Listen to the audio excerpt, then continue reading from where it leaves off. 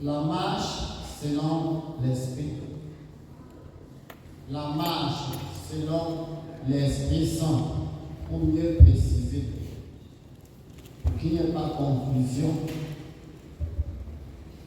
entre l'esprit de l'homme et autre chose, les esprits du monde. La marche selon l'Esprit Saint. Mais bien aimé, quand on dit de marcher, cela ne veut pas dire ramper. Quand on dit de marcher, cela ne veut pas dire rester debout pour ne rien faire. Et cela ne veut pas aussi dire être assis. Le chrétien baptisé du Saint-Esprit doit maintenant marcher. Il doit marcher. Suivez très bien et posez des questions quand vous ne comprenez pas. Quand on dit que l'enfant marche, ça veut dire qu'il se déplace avec ses deux pieds d'un lieu à un autre. Et il peut arriver qu'il marche à un certain niveau. On ne parlait plus de marcher, on parlait de courir. Et c'est ce que l'apôtre Paul dit plus loin, je cours. Mais ici, au niveau des Galates, il dit marcher. Mais plus loin, il dit que je cours. Je cours vers le but pour remporter. Il est au niveau, il est déjà trop fort jusqu'à ce que ce n'est plus au niveau de marcher, c'est au niveau de courir. Qu'est-ce que ça veut dire? Ça veut dire qu'au départ, on est. Et quand on est, on te porte. On te tête. Peu après, tu grandis. Tu commences à te fortifier en prenant le lait. Tes pieds commencent à se solidifier. Tes jambes, tu te tiens debout. Un temps, tu t'assois même. Peu après, tu commences à ramper. On ne te porte pas encore à l'équilibre de ceux qui marchent, à l'équilibre de ceux qui courent. Peu après, on te voit commencer à faire un pas et tu te coules. Et tu te relèves encore, parfois même en pleurnichant. Et il y a toujours quelqu'un là qui te tient. Et il te supporte jusqu'au niveau où tu commences même à faire des pas pour marcher. On est très fiers de voir que tu marches déjà. Et déjà, on commence à injecter un peu la nourriture solide, bien que tu sois encore au lait. Les mamans peuvent bien comprendre cela. Et au fur et à mesure qu'on injecte la nourriture solide, bien que tu sois encore au lait, on commence à t'extirper du lait doucement, jusqu'à ce que tu te stabilises dans la nourriture solide en marchant. Alléluia. Alléluia. Amen. Ceci est une réalité spirituelle. On ne se lève pas ici 4 matins et commencer à dire que je suis chrétien, je marche déjà, je cours pour le ciel. Non. Même quand même, on est né, on te porte, on te tête. Après, tu commences à ramper, on veille sur toi. Après, tu commences à te tenir debout, parfois on t'arrête, on te forme à cela. Et après, maintenant, tu commences à faire un pas, il y a toujours quelqu'un là qui te surveille, que tu ne casses pas ta tête, que tu ne te blesses pas. Peu après, tu fais plusieurs pas, on te contrôle toujours, parce que de temps en temps, tu vas tomber et te relever, et quelqu'un te soutient, parfois tu tombes même, tu pleures, et on vient te prendre pour te consoler, et on t'initie encore à marcher. Je voulais ici que chacun de nous évalue son état spirituel, à quel niveau tu te trouves, à quel niveau. Vous savez,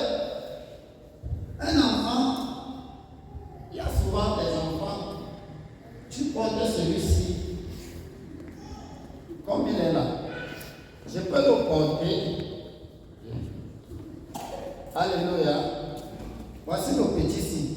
Je peux le porter et mettre sur mes épaules et courir avec lui. S'il ne comprend pas que c'est moi qui le porte, il va commencer à courir ma calvitie, voyant que c'est lui-même qui est en train de courir. Et quand il va commencer à taper sur ma tête, et je le prends, je le mets à terre, c'est là où il va comprendre que, hey, donc me porter seulement, il ne peut plus taper sur ma tête. Alléluia. Amen. Pourquoi? Parce que je le portais seulement. Et quand je le porte, il se sent plus à l'aise que quand lui-même marche. Pourquoi? Parce qu'il n'est pas encore mûr, il n'est pas encore solide. Il a le temps où on peut le porter, on peut le mettre à terre, il marche parce qu'on le forme à la marche. Ceci est une évidence spirituelle où chacun de nous doit comprendre que voici mon niveau spirituel, j'ai besoin qu'on m'arrête la main, j'ai besoin qu'on me porte, j'ai besoin ainsi de suite. C'est pas suffisant dans la marche chrétienne alors qu'on n'a pas encore les capacités de marcher est un grand danger. Et c'est faire une sorte de grandeur alors qu'on a besoin encore au lait est un grand danger dans la vie spirituelle. C'est pour cela que vous allez voir que les prédicateurs ont toujours prêché que chacun doit se connaître. Alléluia. Chacun doit se connaître. Généralement, nous échouons dans la marche parce que nous nous laissons infiltrer par l'orgueil spirituel qui neutralise même les petites forces qu'on pourrait avoir, même pour l'enlever. Et c'est ça souvent qui nous tue. Et pourquoi cela nous tue? Pourquoi? Parce que nous disons que nous avons de la connaissance spirituelle. Nous avons de la connaissance de la parole de Dieu. Mais tu as de la connaissance spirituelle. Nous avons de la connaissance de la parole de Dieu, mais tu n'as pas l'expérience de marcher. Alléluia. La parole de Dieu, dans sa connaissance, nous procure la vie. Et la vie éternelle. C'est pour cela que même un nouveau-né a la vie éternelle en lui.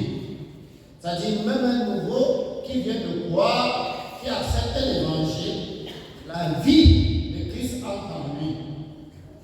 Alors il peut être sauvé si Jésus vient là, comme le deuxième payant sur la croix. À peine il a cru, à peine il a manifesté sa repentance et sa conversion spirituelle, directement, il est qualifié pour aller aujourd'hui au paradis avec Jésus. Mais cela ne veut pas dire que si on le descend de la croix, mais on lui dit de persévérer, il a déjà toute l'expérience possible de la marche chrétienne. Alléluia. Il a reçu la grâce d'être sauvé par la foi, au moyen de l'évangile. Maintenant, nous sommes sur la marche. Si tu ne te connais pas, tu n'arriveras pas. Si tu n'évalues pas ta vie chrétienne pour savoir que je suis au lait, je suis en train de ramper, je suis encore en train d'apprendre à marcher, je n'ai pas encore même couru, tu peux croire que tu cours déjà et tu vas t'impliquer et ce serait dangereux. Ici donc, on nous oriente, l'apôtre Paul oriente ici que si nous devons marcher, et comme nous devons marcher pour le paradis, nous ne devons pas marcher selon la chair et le sang. Nous devons marcher selon ce qu'il nous dit ici. Oui. Je dis donc, marcher selon l'esprit. Si donc tu veux marcher, alléluia. Amen. Il dit marcher selon l'esprit. Et ici, la question du Saint-Esprit. Marcher selon l'Esprit. Quand tu sois baptisé du Saint-Esprit, pour que tu ne l'aies pas encore, tu as l'obligation de marcher selon l'esprit. Pourquoi? Je reprends. Que tu sois baptisé du Saint-Esprit, que tu ne l'aies pas encore, tu as l'obligation de marcher selon l'esprit. Pourquoi?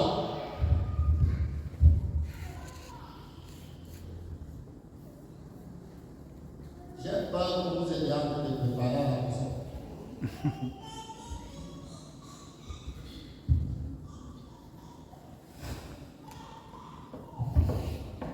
Oui. Parce que l'esprit connaît la volonté de Dieu. Non.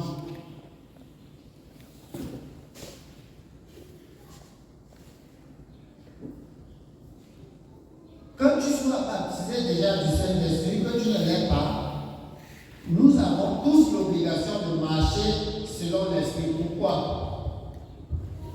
Oui. Nous avons l'obligation de marcher selon l'esprit pour ne pas accomplir les désirs de la chair. Évidemment. Et pourquoi celui qui n'a pas le Saint-Esprit aussi, c'est tout dans cette obligation?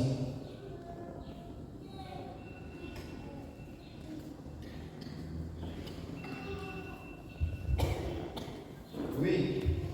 Nous devons marcher selon l'esprit parce que l'esprit nous oriente dans la volonté. Pourquoi même celui qui n'a pas le Saint-Esprit se trouve dans cette obligation?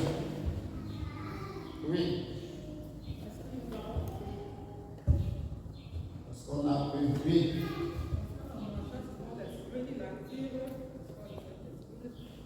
Bon, il s'est dit que lui n'a pas le Saint-Esprit. On va le faire comment alors?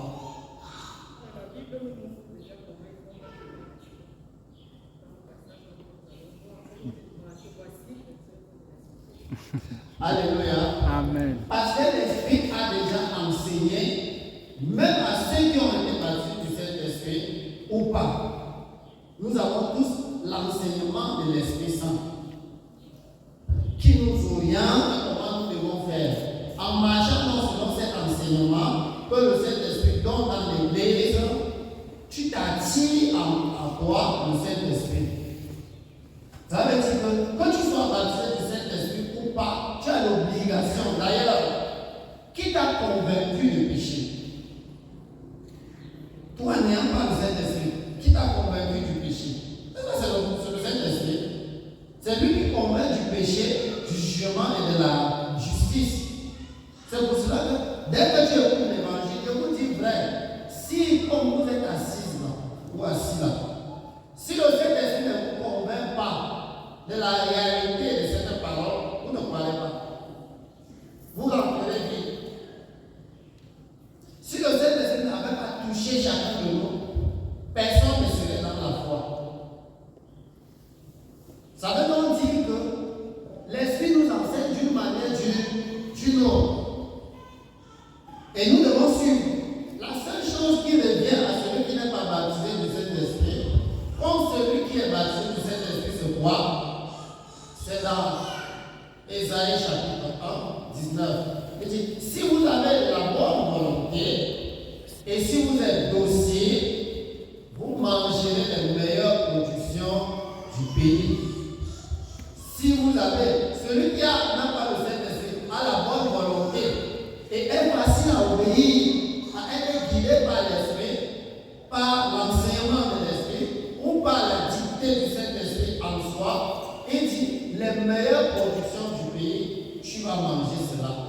La bénédiction de Dieu. Donc, quelqu'un qui n'a même pas encore le Saint-Esprit ne se donnera pas le privilège que, comme je n'ai pas le Saint-Esprit, c'est sûr que ça ne s'adresse pas à moi. Non, ça s'adresse à tout le monde. Bien qu'on met l'accent sur celui qui en possède déjà. Alléluia. Et dans cette marche selon l'Esprit, quand quelqu'un marche selon l'Esprit, c'est fini, il est mort. Les hommes ne peuvent pas le comprendre, mais Dieu le comprend, il se comprend. Avec l'Esprit de Dieu, se comprend. Et avec Dieu, se comprend. Alléluia. Si le monde te comprend, à tout moment, sache que tu es du monde. Parce que le monde ne peut pas comprendre le Saint-Esprit à tout moment. Parce que les désir de l'esprit est contraire au désir du monde. La vision et la pensée de l'esprit est contraire à la pensée et à la vision du monde.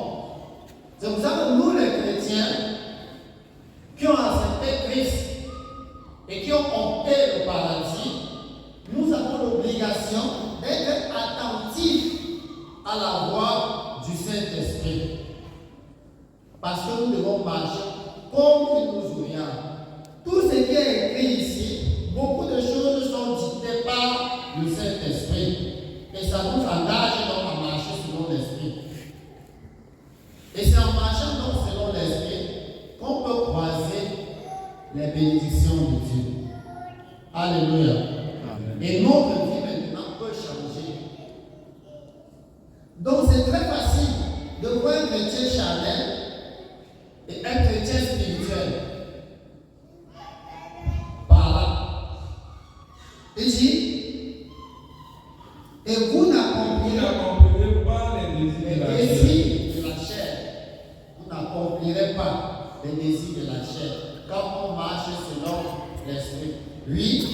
Car la chair a des désirs contraires à ceux de l'esprit. Et voilà ici, il va donner des précisions. Que la chair, la marche selon l'esprit, on voit cela. Cette marche est différente de la marche selon la chair. On voit la différence. Ça ne s'associe jamais. Quand tu agis selon la chair, on connaît que ça c'est le diable même. Quand tu agis selon l'esprit, on connaît que ça c'est l'esprit de Dieu ici. La chair a des désirs contraires à ceux de l'esprit. Et l'esprit en a de contraires à ceux de la chair. Oui. Ils sont opposés entre eux, afin que vous ne fassiez point ce que vous voudriez. Alléluia. Alléluia. Amen. Ça veut dire que le chrétien ne doit pas vivre lui-même. Et le chrétien ne doit pas vivre le monde. Le chrétien doit vivre l'esprit. Si tu ne vis pas l'esprit, tu vivras la chair. Il n'y a que deux choses, l'esprit ou la chair.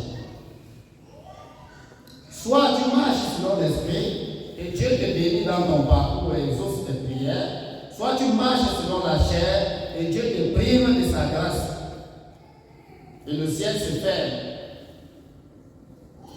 Donc nous devons faire attention. Que tu aies le Saint-Esprit ou pas, implique ta vie dans ce que le Saint-Esprit a déjà enseigné. Et plus avantageux que on nous montre les œuvres de la chair, que chacun de nous, qui soit baptisé du Saint-Esprit ou pas, doit automatiquement inspirer. Et on nous montre aussi les œuvres de l'Esprit, que nous devons faire de cela une application de la vie en soi-même. C'est important. Et c'est très facile à discerner. Quelle qu'en soit la raison que quelqu'un peut donner sur l'action de la chair qu'il a posée, mais toute action qu'on pose a une raison. Alléluia. Ève, en désobéissant pour cueillir le fruit, n'avait-elle pas raison? Qui connaît la raison de Ève? Ce n'est pas nouveau. La raison de Ève. La raison de Ève, moi j'ai déjà parlé ici plusieurs fois. La raison de Ève était quoi? Avant de poser l'action.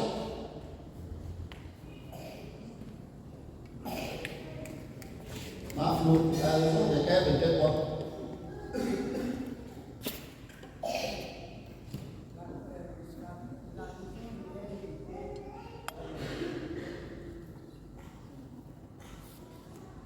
Bon.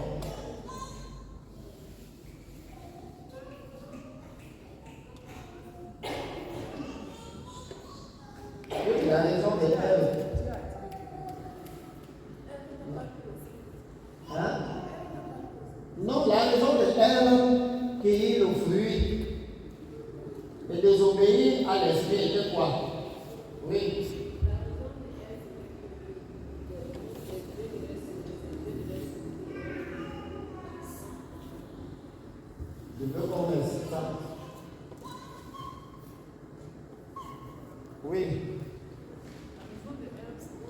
allait son accord. La raison de elle, c'est parce que le fruit était bon et pour en manger, elle a capable de mettre. La femme vit qu'elle a été bonne à manger, capable d'ouvrir l'intelligence.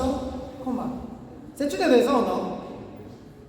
Ça le donne, donc ça le stipule à se transporter pour cueillir le fruit en désobéissant à l'ordre de l'esprit qui a dit tu ne mangeras pas cet arbre, le jour où tu en mangeras, tu mourras. Maintenant, elle a fait appel à son intelligence qui produit la raison. Et elle s'est transportée par sa raison pour cueillir le fruit. Humainement parlant, on pouvait voir l'arbre beau à voir, les fruits très jolis à admirer. Et elle a introduit capable d'ouvrir l'intelligence. Vous voyez, elle a oublié qu'il y a la mort cachée dedans. Tout péché, il y a toujours la raison pour aller payer. Il y a toujours une raison pour pécher.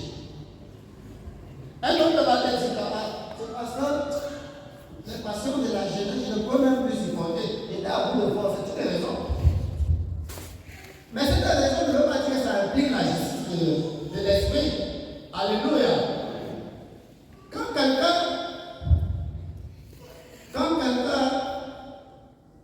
est attaqué, et après, il rend sa part, tout le monde va aussi taper, il tape aussi sa part. La raison aussi qui se donne raison, non? Même la loi du monde peut-être peut le justifier que c'est une légitime défense. Mais cela n'implique pas la justice de Dieu, de l'esprit.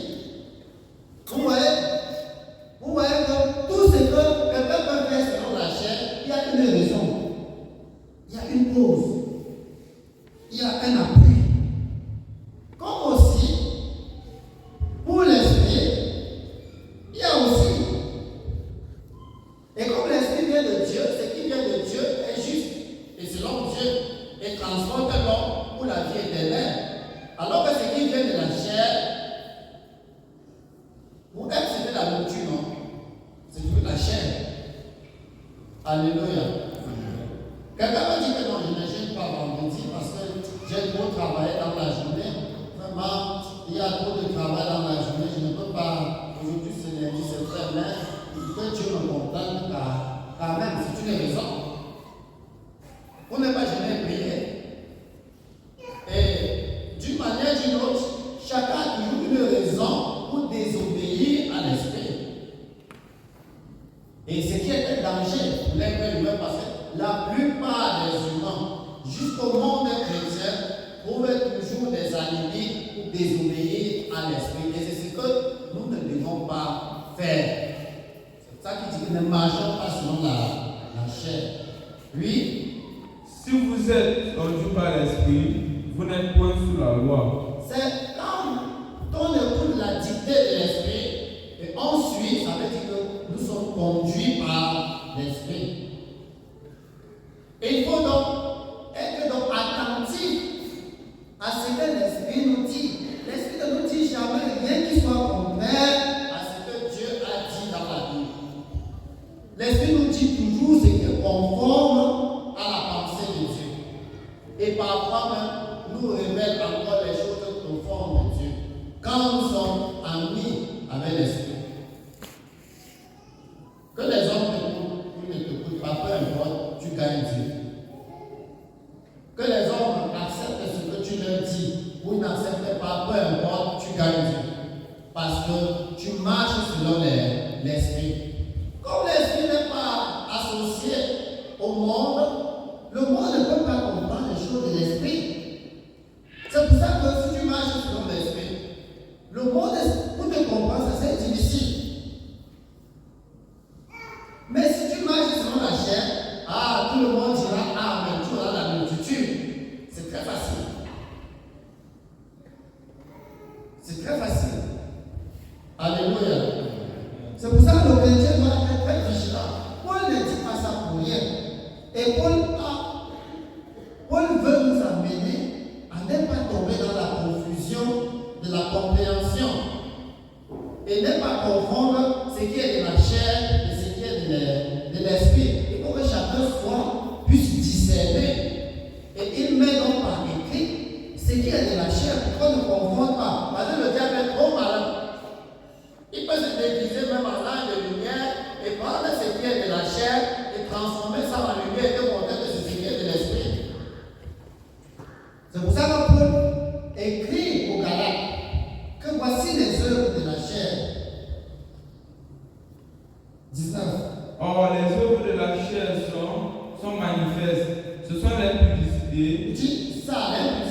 œuvres de la chair.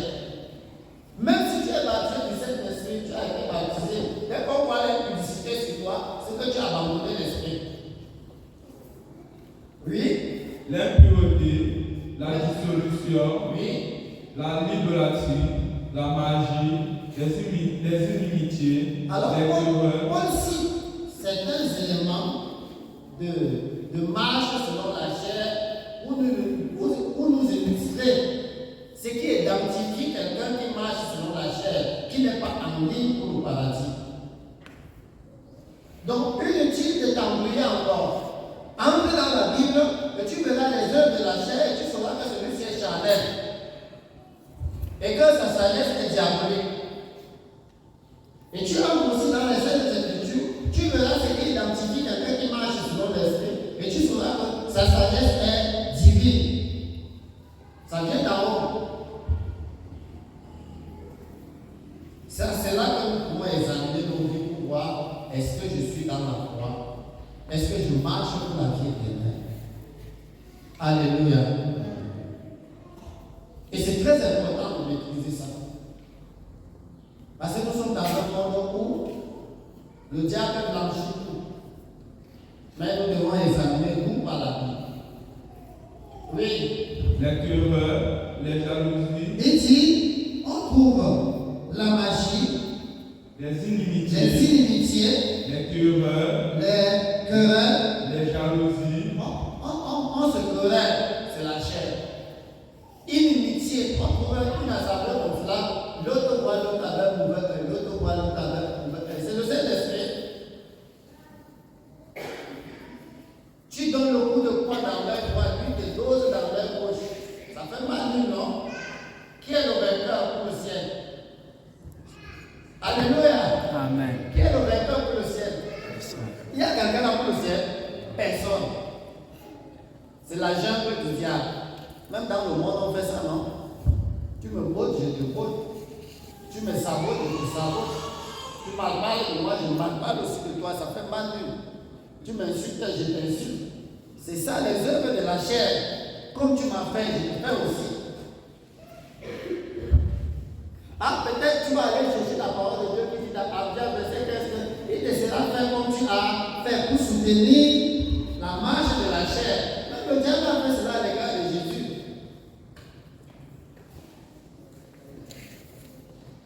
Il est écrit que Dieu va te porter sur. Les anges vont venir te transporter sur toi du haut du temple. Il est écrit que les anges vont te porter. Là aussi, il est écrit. Mais si tu ne discernes pas de qui il est écrit, tu vas utiliser la parole de Dieu pour soutenir ta marche charnelle. Et c'est ce que les religieux font. Et c'est ce que nos chrétiens ne doivent pas faire. Alléluia.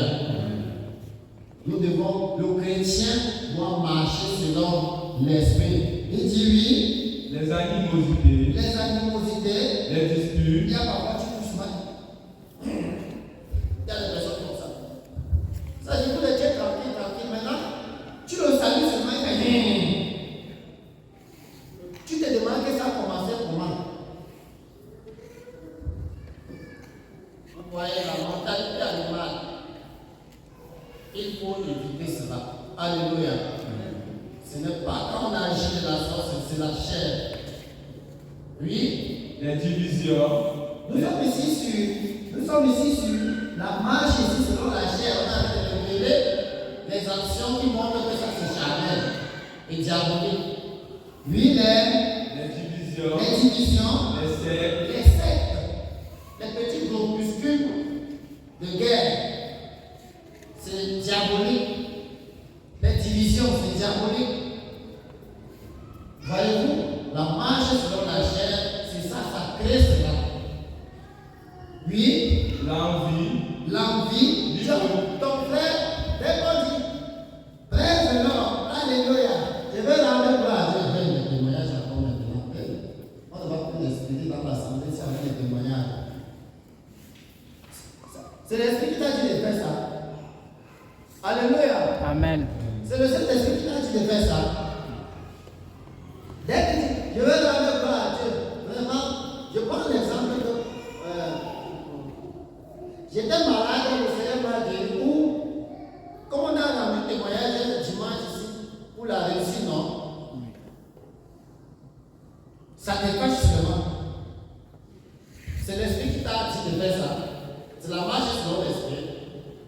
Non.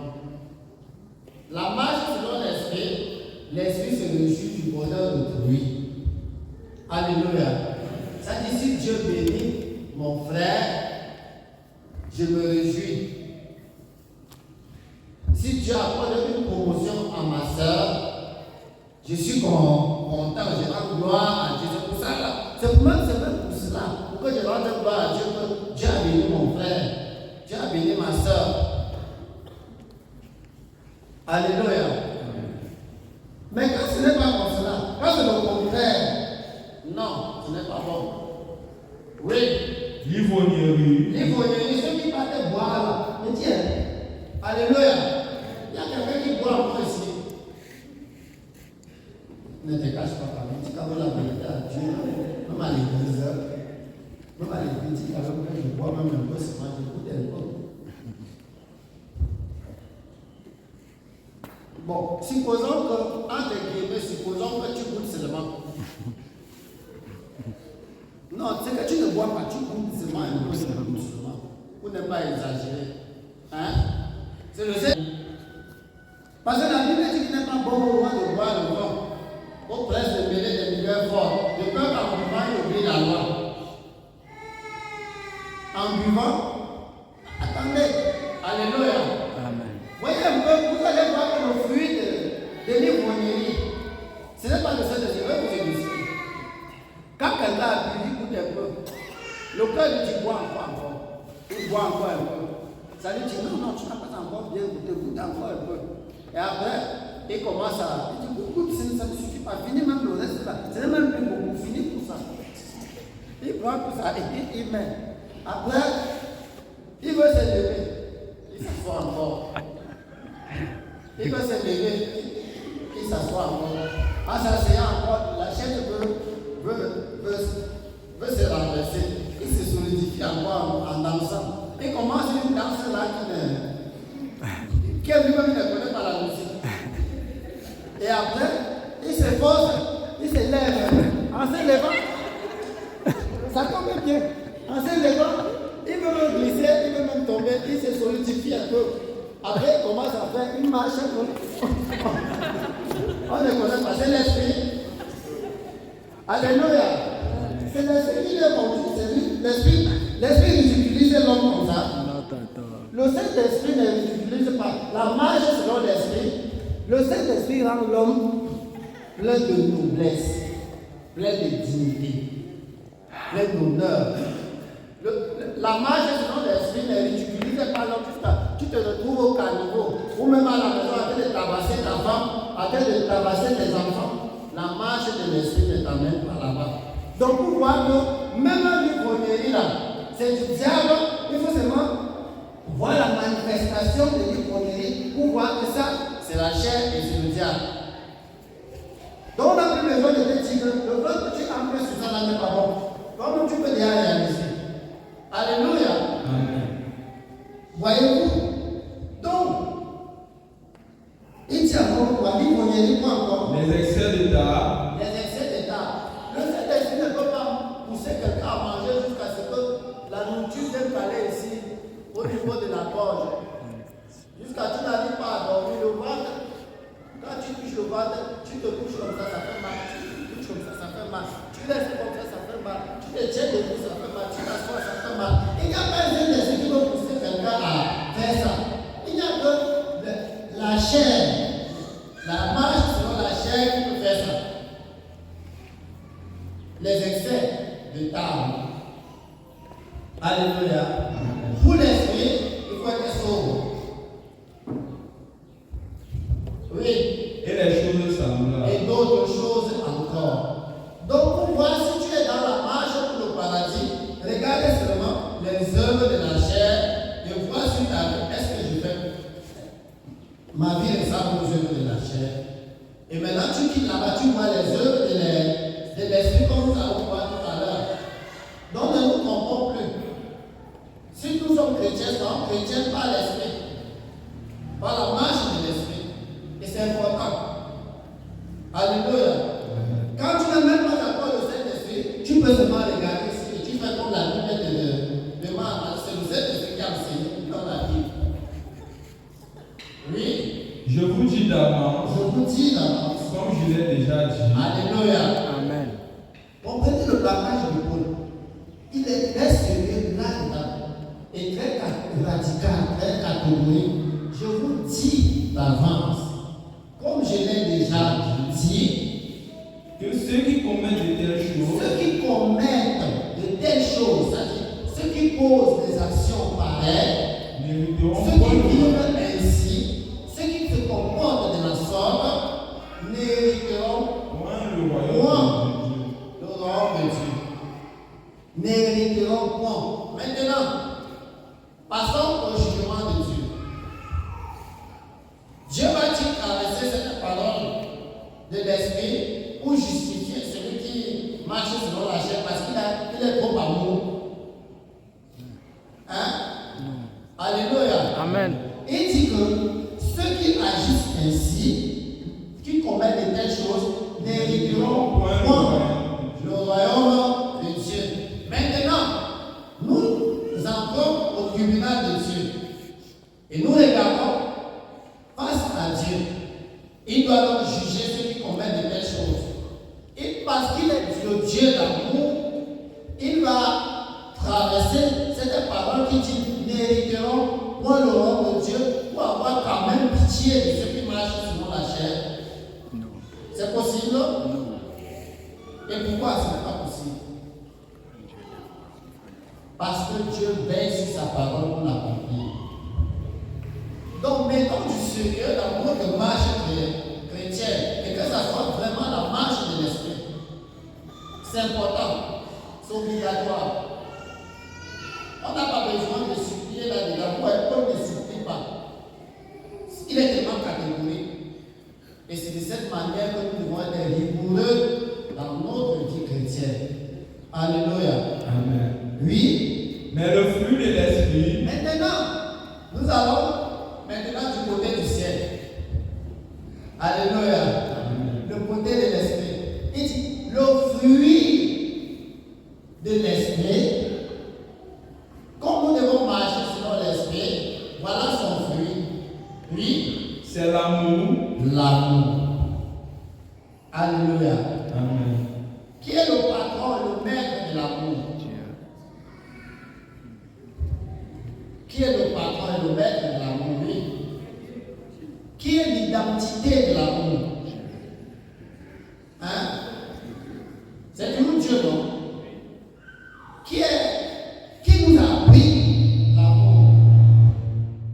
Qui nous a appris l'amour? C'est Dieu. C'est Dieu, non? Ça veut dire que l'amour n'est pas du monde. L'amour est céleste. Et je vais vous amener un peu quelque part. Alléluia. Si l'amour est céleste, c'est que le monde dit là que amour, amour, amour, amour. C'est le vrai amour. Non. Ils ne comprennent même pas ce que c'est que l'amour. Ils ne connaissent même pas ce que c'est que l'amour. Le vrai amour, il faut pénétrer Dieu pour connaître comment on doit aimer et comment on doit se fixer dans l'amour et vivre. Parce que Dieu est amour. Et comme Dieu est amour, ça veut dire que l'Esprit, qui est l'Esprit Saint, l'Esprit de Dieu, qu'il nous donne, nous enseigne ce qui vient de Dieu. Alors, le fruit donc de l'Esprit, c'est l'amour. C'est donc une obligation absolue que nous aimons Dieu. Quelle qu'en soit notre raison pour essayer d'échapper à cette obligation, c'est diabolique. Quelle qu'en soit nos justifications pour essayer un peu d'aller au-delà de l'amour de Dieu, c'est diabolique. Donc dans toute chose que nous devons faire, nous devons regarder, est-ce que c'est l'amour de l'esprit ou c'est l'amour de la chair qui est pollué de toutes sortes de débauches. C'est là où on connaît les enfants de lumière et les enfants des ténèbres. Oui. La joie. La joie aussi vient du fruit de l'esprit. Alléluia. Amen. Alléluia. Amen. La joie aussi, c'est le fruit de l'esprit. On doit toujours être joyeux pour rendre gloire à Dieu, pour remercier Dieu. D'ailleurs, même scientifiquement, la joie est le même du ciel. Alléluia. Amen. Même la joie aussi, ça soigne scientifiquement parlant. On dit que le fruit de l'esprit, c'est la joie. Quand il dit la joie, alléluia. Amen. Quand il dit que le fruit de l'esprit, c'est la joie, ça veut dire que les problèmes sont finis sur la terre. Alléluia. Amen. Je vous dis quelque chose. Même quand Jésus va revenir, il trouvera les problèmes sur la terre. Et il viendra, même quand la trompette va sonner, ça va trouver que j'ai besoin du bic, j'ai besoin de la paix de Jésus, j'ai besoin de crayon, j'ai besoin de l'argent, j'ai besoin de ceci. Il viendra trouver ça, ce n'est pas qu'il viendra trouver que nous sommes les milliardaires. Il viendra trouver qu'il y a ceux qui n'ont même pas la voiture, il y a ceux qui n'ont même pas le vélo, il y a ceux qui ont échoué au diplôme. C'est-à-dire ceux qui ont échoué à l'examen, il va trouver les échoués. Mais ce qui doit nous caractériser tous, c'est l'amour qui est le fruit de l'esprit. La joie céleste qui est le fruit de l'esprit. Oui. La paix entre nous, entre les frères, la paix avec Dieu, la paix avec sa conscience, qui est aussi le fruit de l'esprit, la paix. la patience, Si on ne trouve pas cela au milieu de nous, c'est dangereux. Qu'on trouve qu'on est patient les uns envers les autres, tu patientes que ton frère, comme il ne comprend pas encore, il comprendra. Avec le temps, il comprendra. Tu pries pour lui, tu patientes ta soeur, parce qu'il n'a pas encore compris. Et vous avancez dans cette patience-là, parce que la patience vient de Dieu, c'est le fruit de l'esprit. Mais quand nous n'avons pas ces éléments en nous, nous croyons que nous sommes plus sanctifiés que Dieu. Non, on se trompe. On doit appliquer les fruits de l'esprit. La patience. la bonté, On doit être bon. Alléluia. Amen. Alléluia. Amen. On doit être bon. Bon les uns envers les autres. La méchanceté n'a jamais gagné, n'a jamais été avantageux aux méchants. Quand quelqu'un veut être méchant envers son frère ou envers sa soeur, il espère que Dieu va venir lui bénir. En quoi? Nous avons vu le résultat d'une persévérance à bien faire. C'est le contraire de la méchanceté. Nous devons éviter toute sensation de la chair qui provient de la méchanceté. Nous devons contrecarrer cela et accepter toute impulsion de l'esprit qui consiste à être bon les uns envers les autres, comme Dieu lui-même est bon.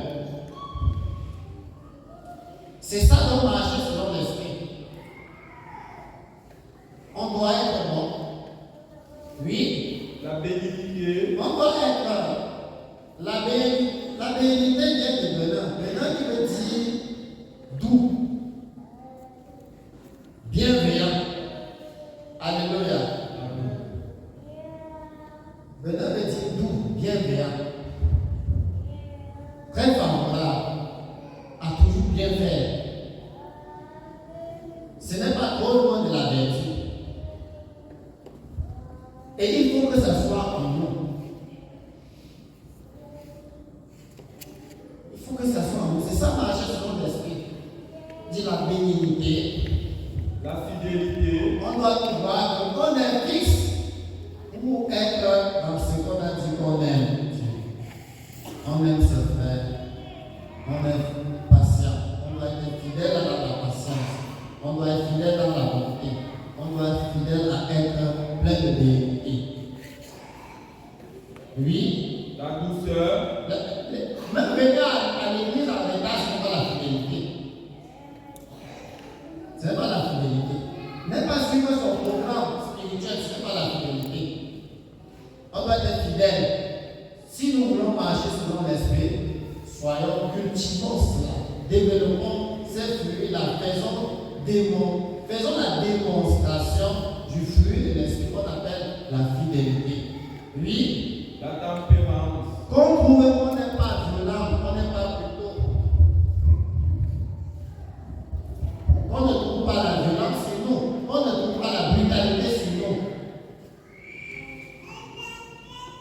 être tempérant. Oui. Tandis qu'on croit que tu vas brûler toute la maison aujourd'hui, tu vois que tu ne les savent même pas. La tempérance a converti un évangéliste que je vous avais dit la fois passée, comment il avait cru. L'évangile, vous dites encore cela, je répète encore ça. Vous connaissez déjà ça, non? Comment un évangile rend témoignage, c'est qu'avec une croix, le comportement d'un frère et une sœur, c'est-à-dire un couple, ils sont venus à la réunion et après, la réunion est vite finie. Le bandit, en les voyant partir à la réunion, est venu forcer la maison, entrer, fouiller ce qu'il cherche. Directement, le frère et la sœur arrivent, ils trouvent la porte qu'on a forcée, ils entrent, ils disent à la sœur qu'on a forcé la porte, ils referment par dedans, et ils fouillent la maison, ils voient le bandit en bas du lit. Et il dit à la sœur, fais la nourriture, tu as moins d'étranger. Voilà la tempérance. Et la sœur aussi, calme, tout, plein de bénédictions. Il fait aussi la nourriture, et elle met à table, et il dit que la nourriture est déjà prête pour l'étranger. Il dit que va dans la chambre en bas du lit, et regarde à quel étranger qui est là-bas. Et elle est partie, mais elle était aussi soumise. C'est une sœur, on ne sait pas. Elle fait son travail. Elle était soumise, elle est partie. Ses yeux et les yeux de l'étranger se croisent directement. Elle dit, viens, la nourriture est prête, viens manger. Le bandit aussi sort. Et tant sachant que ça n'a pas fini, elle arrive au salon, le frère attend au salon, il dit, asseyez-vous monsieur, c'est l'heure de la nourriture. N'ayez pas peur. Il s'assoit et il dit, bon, nous prions. Il se lève, il prie pour la nourriture. Et il s'assoit maintenant, il dit à la sœur, c'est l'étranger. Parce qu'il faut qu'il mange quand il est à court. Et elle sert la nourriture. L'étranger tremblait seulement, il n'arrivait pas à manger. Il dit, non, mange, il n'y a pas de problème. Finis de manger. Parce que le temps est derrière, il faut que tu rentres. Et on a forcé à pu manger.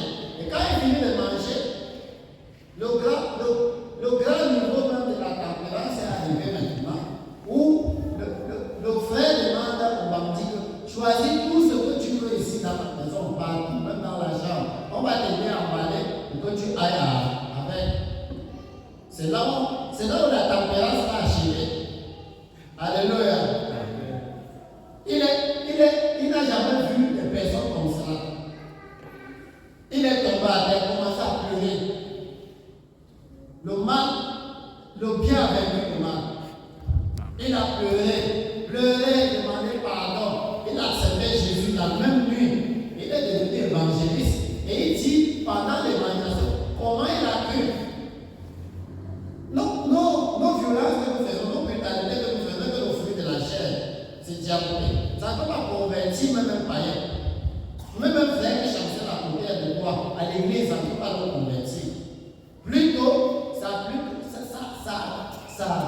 c'est ce que Christ dit. La Bible dit qu'il y en a ceux qui marchent en ennemi de la gloire de Christ. Et que nous ne devons pas agir de la sorte. Alléluia. Et l'évangéliste prêche. Et il est en train de rendre témoignage de ce que la tempérance, la bonté, l'amour a fait dans son cœur à travers ses frères et ses sœurs. Et il est devenu un évangéliste. Nous bloquons beaucoup d'âmes. Nous empêchons beaucoup d'âmes de venir au Seigneur à cause de ce que nous marchons selon la chair. Et c'est très dangereux parce que chacun doit répondre devant Dieu. Et c'est pour que chacun se convertisse et n'est pas aller répondre devant Dieu que je prêche cette parole pour que chacun de nous se corrige pour désormais marcher selon l'Esprit. Alléluia. Amen. Tu as fini. La loi n'est pas contre cette chose. La loi n'est pas contre ces choses. La marche selon l'Esprit, la loi n'est pas contre ces choses. Alléluia. Donc prenons cela à cœur, mes bien-aimés. Et que le Seigneur nous bénisse par cette parole au nom de Jésus-Christ. Amen.